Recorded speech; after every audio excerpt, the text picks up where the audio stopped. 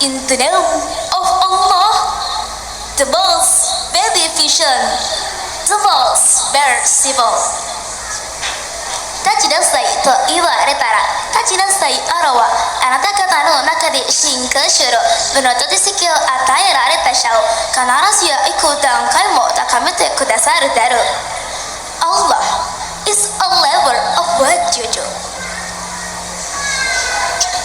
Hamba berlindung di bawah kuasa-Mu ya Allah dari usikan syaitan yang terkutuk. Dengan menyebut asma Allah yang Maha Pengasih lagi Maha Penyayang. Wahai orang-orang yang beriman, apabila dikatakan kepadamu, berilah kelapangan di dalam majelis-majelis, maka lapangkanlah. Niscaya Allah akan memberi kelapangan untukmu. Apabila dikatakan kepadamu, berdirilah, maka berdirilah. Niscaya Allah Subhanahu wa Ta'ala akan mengangkat derajat orang-orang yang beriman di antaramu dan orang-orang yang diberi ilmu beberapa derajat. Allah Maha teliti terhadap apa yang kamu kerjakan. God Almighty says the truth. Maha benar Allah dengan segala firman-Nya.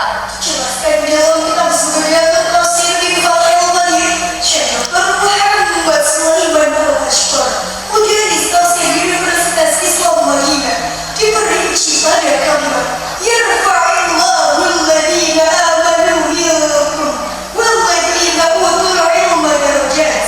Allah akan meninggikan orang-orang yang beriman di antaramu dan orang-orang yang diberi ilmu beberapa derajat. Hadirin yang berbahagia, dari ayat tersebut menyebutkan salah satu hikmah dari orang-orang yang berilmu, yaitu Allah akan meninggikan orang-orang yang berilmu berupa beberapa derajat. Orang yang beriman dan berilmu memiliki nilai lebih jika dibandingkan orang yang beriman namun tidak berilmu. Dengan ilmu itu pula kita dapat mengetahui apa maksud dan tujuan perintah-perintah Allah melalui ayat-ayatnya, sehingga ini orang mukmin yang berilmu tidak hanya melakukan perintah belaka tanpa mengetahui apa maksud dan tujuannya. Hadirin yang kami cintai, Sebagai orang tua, kita memiliki amanah yang besar untuk mempersiapkan generasi kita dengan sebaik-baiknya. Banyak hal yang perlu kita persiapkan dalam hal tersebut, terutama mendidik anak serta membekali mereka dengan ilmu agama yang cukup. Dalam kehidupan saat ini, kita tidak hanya diharuskan untuk memberikan pendidikan akademik saja kepada generasi sesudah kita. Pendidikan akademik memang sangatlah penting